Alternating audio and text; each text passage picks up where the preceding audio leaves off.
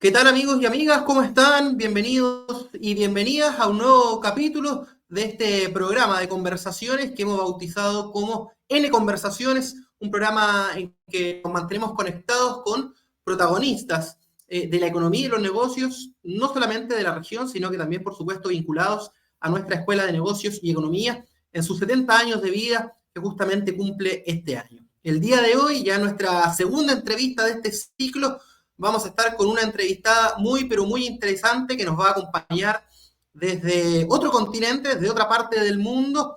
Ella es exalumna de la Universidad, ingeniera comercial y máster en economía de la Universidad de Edimburgo. Sin más preámbulos, le doy la bienvenida y saludo afectuosamente a Carolina Martínez, que nos acompaña el día de hoy. Carolina, ¿qué tal? ¿Cómo estás? Muy, pero muy buenas tardes, buenas noches allá en Londres. Hola Víctor, sí, buenas noches acá, buenas tardes. Un gusto para mí estar acá hoy y poder conversar contigo. Carolina, bueno, tú llevas harto tiempo, hemos podido conversar previo a esta entrevista, ya en Reino Unido, y quería preguntarte justamente para comenzar, ¿cómo ha sido tu trayectoria profesional en estos más de 10 años que llevas ya en Reino Unido? Bueno, sí, la verdad es que más de una década. Cómo partió todo fue con un poco el objetivo siempre de querer seguir perfeccionando el conocimiento, ya sea más teórico de lo que hago, también dar más experiencia y oportunidades profesionales. Fue cuando decidí postular a un máster en economía en la Universidad de Edimburgo, y eso me abrió las puertas a poder encontrar mi primer trabajo acá en el Reino Unido en una empresa que se llamaba Standard Life Investments y ahora se llama Aberdeen, que es un asset manager, y ahí con Standard Life Investment me uní al equipo de multiactivos, al área de estrategia e investigación. Y eso ya eh, luego tuve la oportunidad de moverme de Edimburgo a Londres, a otro gran asset manager que se llama BlackRock, también trabajando como estratega de inversión. Entonces ha sido un poco un viaje gracias a un poco la búsqueda de la especialización y seguir aumentando, perfeccionando mis conocimientos. Perfecto.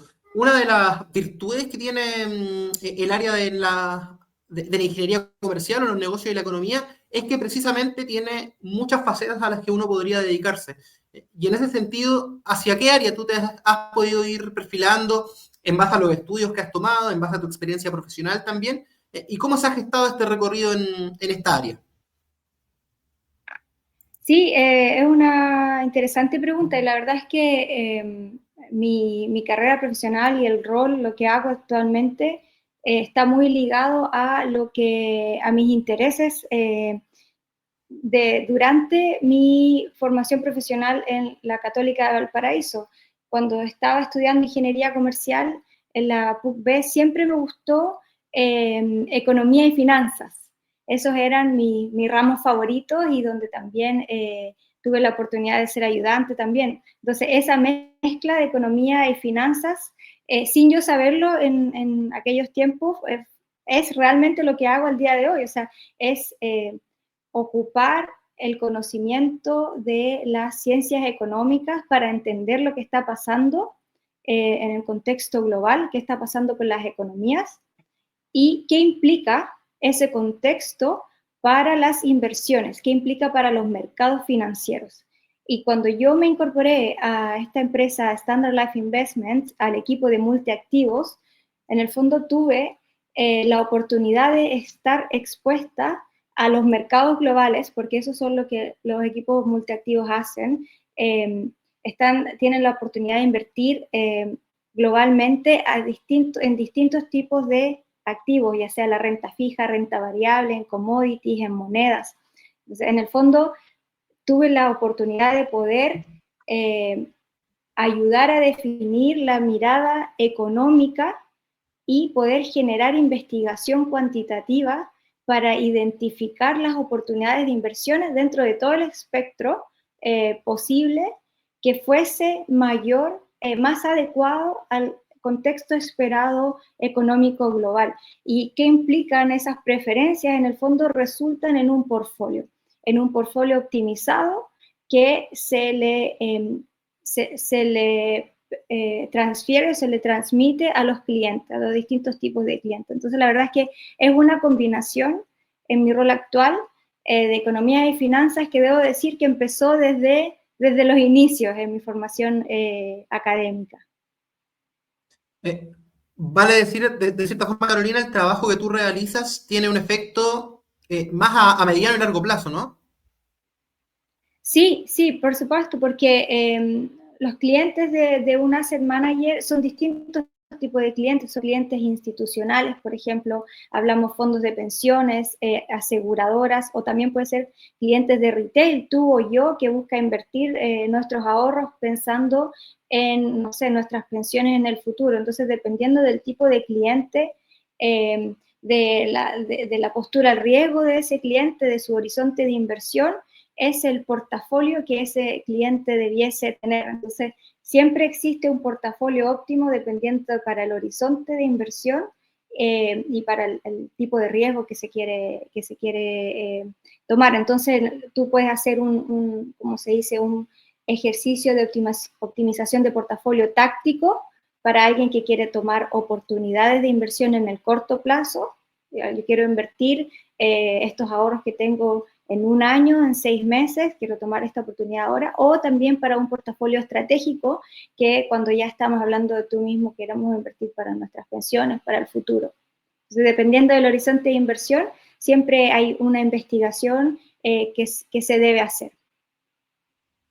Perfecto. Vamos a entrar en un más, Carolina, en materia de cómo te has ido vinculando con las políticas públicas en nuestro país, pero antes de eso, quisiera preguntarte, desde tu rol en Londres, viviendo la realidad obviamente en Reino Unido, ¿cómo te has mantenido vinculada o te has relacionado con el panorama económico y el contexto también de inversiones que tú hablabas, pero que ocurre en nuestro país? Sí, la verdad es que obviamente por un poco preferencia personal, yo siempre me mantengo informada de lo que está pasando en la economía en Chile, ahí es donde mis inicios, mi familia, entonces siempre tengo un poco esa preferencia, pero también a modo local existe una red bastante grande de profesionales, de economistas, de inversionistas de Chile que están acá en Londres, donde también hacemos un intercambio frecuente de miradas y de visiones, y eso me permite también estar bastante conectada con lo que pasa.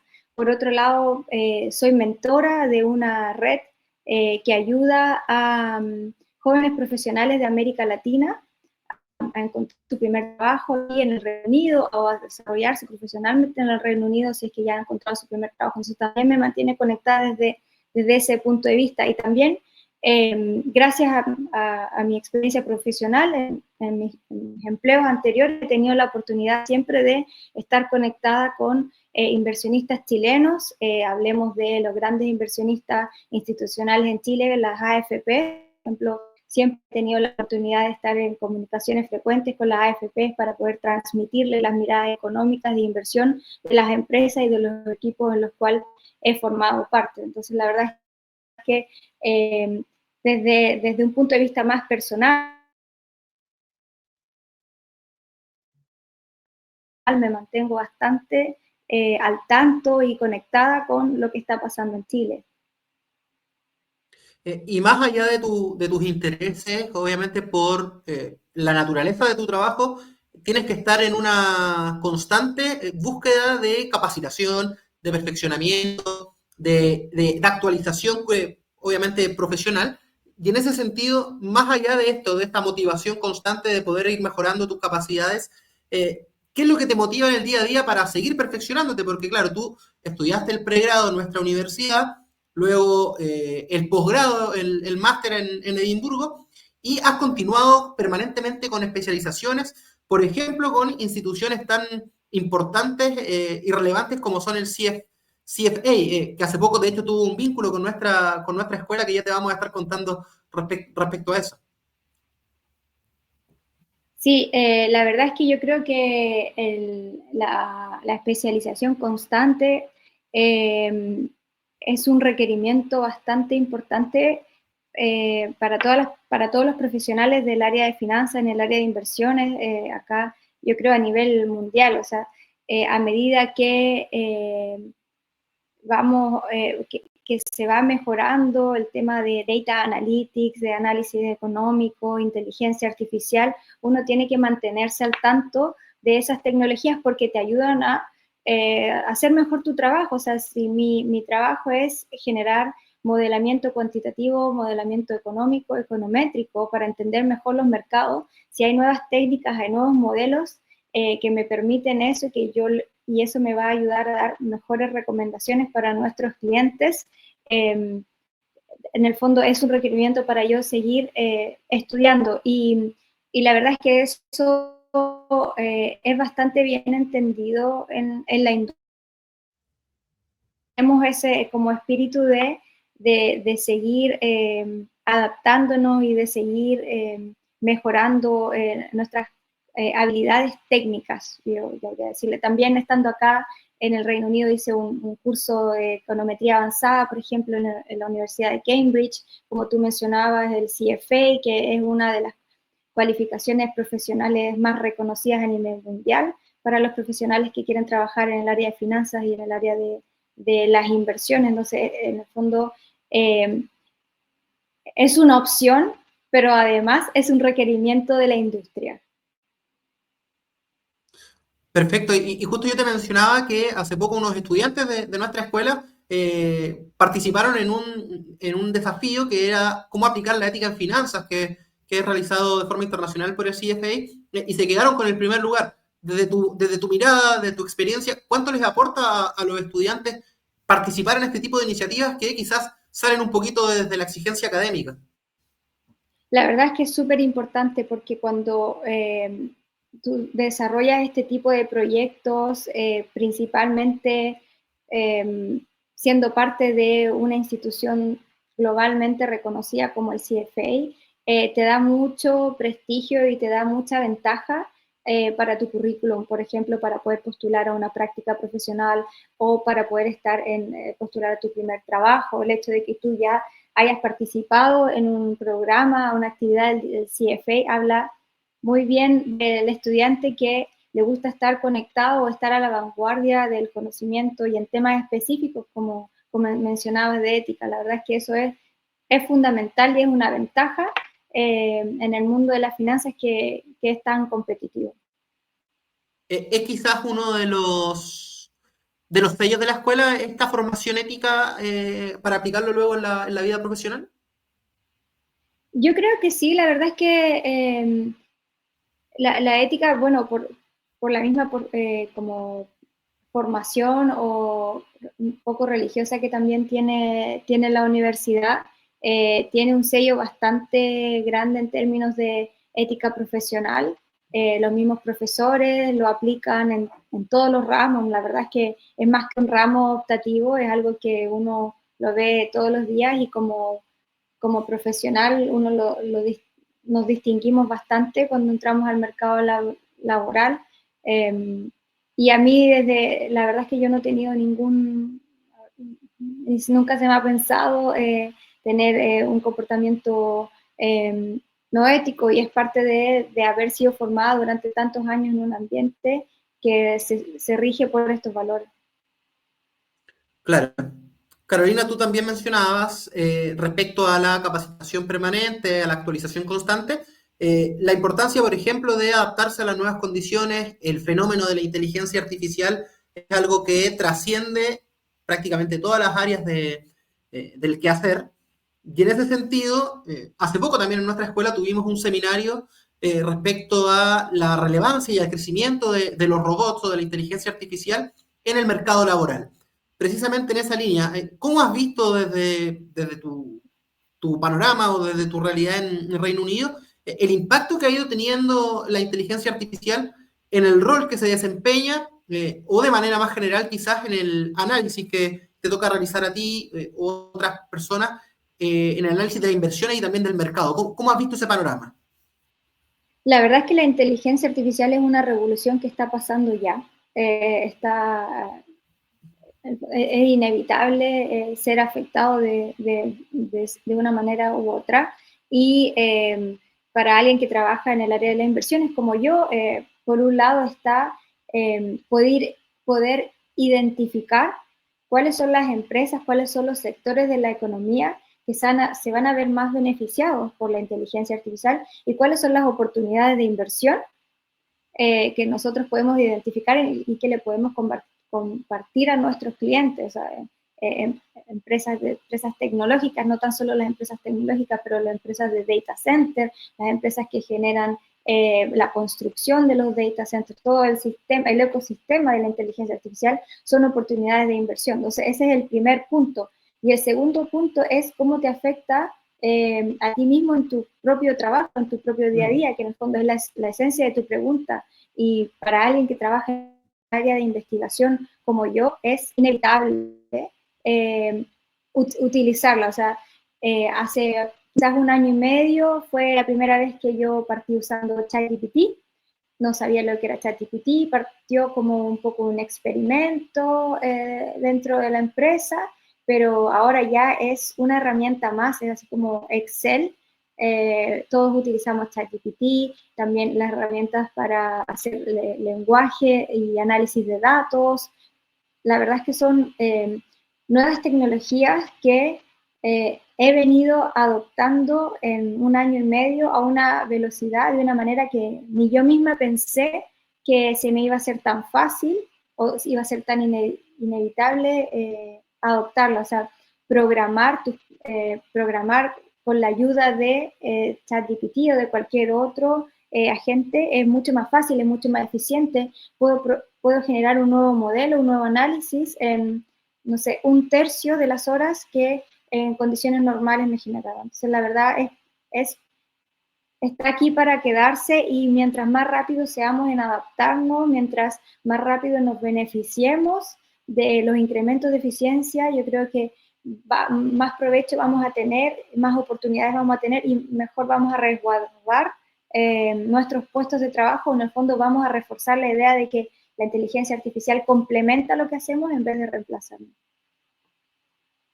Probablemente la clave está en lo que dices tú, es adaptarse y no resistirse a estas nuevas tendencias, a las nuevas tecnologías, a esta revolución que dijiste tú de la inteligencia artificial, porque siempre está el temor, pasó con la revolución industrial, con cada innovación tecnológica que ocurre, de este reemplazo que se puede hacer a las personas. ¿Lo ves así o crees que no va a impactar tanto en el mercado laboral?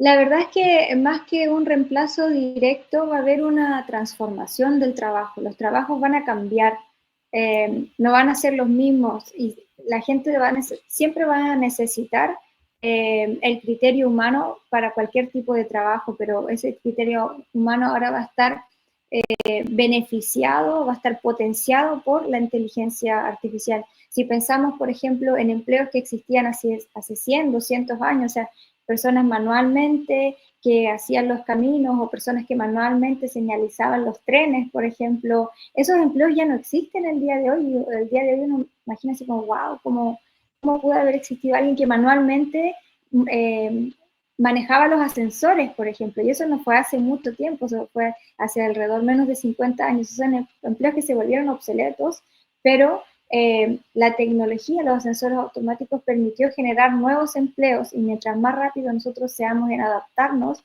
a esos nuevos empleos, en identificar esos nuevos empleos, en el fondo vamos a ser beneficiados de la innovación tecnológica en vez de ser los que en el fondo perdamos nuestro empleo. Entonces, finalmente esto es una oportunidad eh, para, para ser un poco más estratégico, para ser más flexible y adaptarnos más. Es una oportunidad que todos debemos tomar en nuestros puestos de trabajo, pero principalmente es una excelente oportunidad para la gente más joven que en el fondo va a salir al mercado laboral y tiene que llegar ya con esta mentalidad y con estas habilidades incorporadas. Carolina, en base a tu trayectoria profesional, obviamente tus conocimientos, hace poco fuiste invitada a formar parte del comité consultivo del PIB no minero. por parte del Ministerio de Hacienda, ya pensando en lo que va a ser el presupuesto del próximo año, el último año del gobierno, y vas a tener también la responsabilidad, formar parte de este comité, de ir generando estimaciones de corto y mediano plazo, que era algo que hablábamos recién, para ciertas variables económicas, como la inflación, el PIB minero y también y el PIB no minero. ¿Cómo se genera este nexo para poder formar parte de este comité? ¿Cómo te contactan? Sí, la verdad es que esto fue algo que empezó el año pasado, cuando el Ministerio de Hacienda me invitó a registrarme al registro de expertos. Un poco es su base de datos, y yo obviamente me registré, mandé mis antecedentes, mi currículum, en el fondo hablando de mi trayectoria, un poco motivación personal. Y este año, mediados de año, me confirmaron que había sido seleccionada para ser parte de este comité. Y la verdad es que yo muy contenta de poder contribuir en el fondo a, a este comité y a la responsabilidad fiscal del país. Y ha sido un proceso bastante como bastante bien explicado, bastante bien estructurado, la verdad que lo viene haciendo el Ministerio de Hacienda a través de la empresa hace bastante años. Entonces ya tuvimos una primera reunión donde se nos explicaron los plazos, cuáles son los objetivos, cuáles son las proyecciones que tenemos que enviar y en qué formato, y también se nos explicaron cuándo tenemos que mandar estas proyecciones y en el fondo dónde parte nuestra contribución y dónde termina. La verdad es que estoy muy contenta de haber sido invitada, y por sobre todo estoy muy contenta de que el comité este año es un comité paritario respecto de género. O sea, somos 22 integrantes de este comité y somos 50% mujeres, y ese es un gran logro Sin duda. para el género, principalmente porque las inversiones y las finanzas son campos que históricamente han sido dominados eh, por el género masculino, y ahora en el fondo se está reflejando una realidad que es la realidad del campo laboral, que es mucho más diversa y es más igualitaria de lo que fue hace 20, 30 años. Entonces el hecho de que este comité refleje esta realidad y que también el Ministerio de Hacienda se haya propuesto hacerlo así, me llena de mucho orgullo.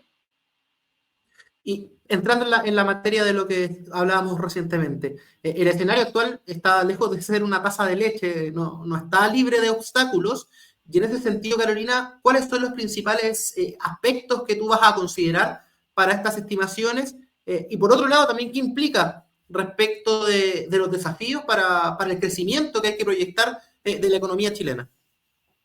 Sí, una excelente pregunta.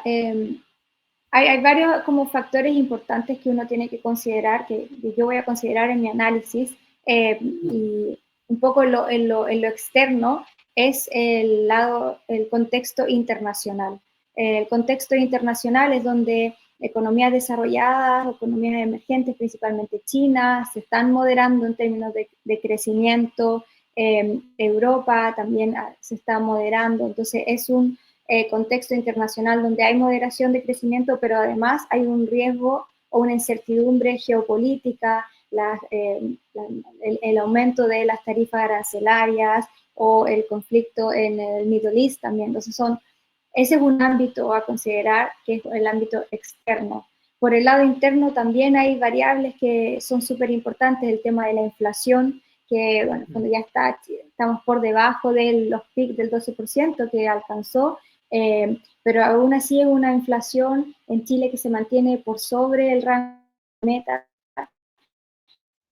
y eso tiene implicancias para la tasa de política monetaria, efectos en el consumo y la inversión, el consumo de los hogares y la inversión de las empresas. Entonces esos son factores importantes que tenemos que considerar dentro un poco de las variables macroeconómicas. Y existe otra variable también que es súper importante, que es los factores productivos, la productividad total de los factores, que en el fondo refleja la innovación del país, y eso genera el crecimiento tendencial del país. Y lamentablemente Chile está pasando por una década en donde esta productividad total de los factores ha estado bastante estancada cuando décadas atrás venía creciendo con mucha más energía. Entonces, la verdad es que esos son los factores principales que hay que considerar para poder dar una estimación de PIB tendencial.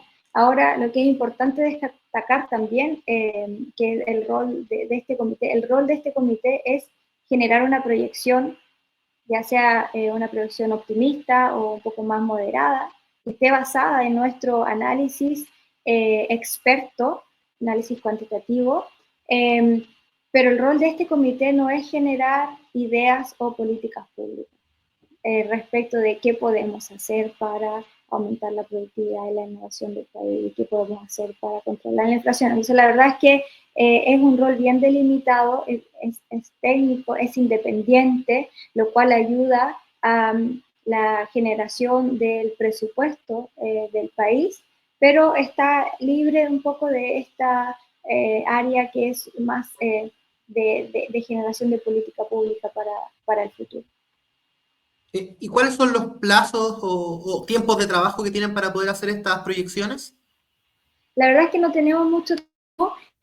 Tuvimos la primera junta hace casi 2 semanas atrás y tenemos que enviar nuestras proyecciones a mediados de agosto. Para todos los miembros del comité tienen que enviar las proyecciones a mediados de agosto con la documentación requerida y con la fundamentación y la narrativa de por qué tenemos tales cifras, ya que todo eso va a ser información pública. Cualquier persona va a poder entrar a la página y acceder a estas proyecciones, pero van a ser anónimas, sí. Por ejemplo, no se va a ver cuál fue mi proyección de Carolina Martínez, pero sí voy a ser miembro del comité número 1, número 2, número 3. Entonces, todos nuestros documentos de trabajo, nuestras proyecciones, nuestros supuestos, van a estar disponibles un poco dada la alta exigencia de transparencia y de institucionalidad que tiene este comité. Carolina, por último, obviamente agradeciendo todo tu tiempo para poder conversar, conocer respecto a tu trayectoria profesional. A las nuevas generaciones que van a estar viendo esta entrevista, que va a estar en nuestro canal de YouTube, ¿qué mensaje les podrías transmitir generaciones de estudiantes, obviamente, de nuestra escuela, de negocio y economía, de ingeniería comercial, de ingeniería en administración de empresas? ¿Qué recomendación o mensaje les podrías transmitir en base a tu experiencia de lo que tú viviste como estudiante y hoy como una profesional destacada? La verdad es que es un mensaje de nunca dejen de sentirse incómodos, porque cuando uno se siente cómodo significa que está haciendo lo mismo. La verdad es que a lo mejor lo más probable es que no se estés moviendo mucho, no estés aprendiendo tanto. Cuando te sientes incómodo es porque estás haciendo algo nuevo, porque cuando te estás moviendo, cuando te estás esforzando, cuando te cuesta. Y eso en el fondo te permite aprender más, te permite aceptar nuevos desafíos, también te permite rotas cuando algo no salió como te lo esperaba. Entonces eso es un mensaje súper importante porque aplica para toda la vida, aplica para tu carrera profesional, pero también aplica para tu vida personal. Y para los estudiantes que están a lo mejor en los inicios de su carrera o están a punto de salir, la verdad es que eso es importante. Nunca dejen de sentirse incómodos y si tienen una pregunta y si te incomoda la pregunta, anda, haz la pregunta a la persona que corresponda, pide ayuda para que en el fondo sigas avanzando y sigas como ayudando esa ansia que tienes de saber más y de lograr más cosas. No tener miedo a buscar desafíos, quizás saliendo un poquitito de esta zona de confort, ¿no? Exactamente, exactamente. La verdad es que el sentirse incómodo no gusta, pero es una buena señal. Perfecto. Carolina, te quiero agradecer a nombre de la Escuela de Negocios y Economía por tu tiempo, por esta amena charla que pudimos tener. Estuvimos conversando antes, un poquito, me estuviste contando que fuiste a ver a Oasis ahí en Reino Unido, en Ayer, Inglaterra. espectacular. Así que me imagino que estás con toda esa motivación y por supuesto Exacto. desearte que tengas mucho éxito en tus nuevos proyectos. Muchas gracias, igualmente. Fue un gusto hablar contigo también.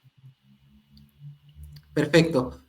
Ahí estaba entonces Carolina Martínez, una de nuestras exalumnas, ingeniera comercial que está representando a la Escuela de Negocios y Economía en el Reino Unido, en Inglaterra. vamos a continuar con este ciclo de entrevistas junto a exalumnos y exalumnas en este programa que podemos llamarle de cierta forma ha sido N Conversaciones. Por su atención, muchísimas gracias y que estén muy, pero muy bien. Chao, chao.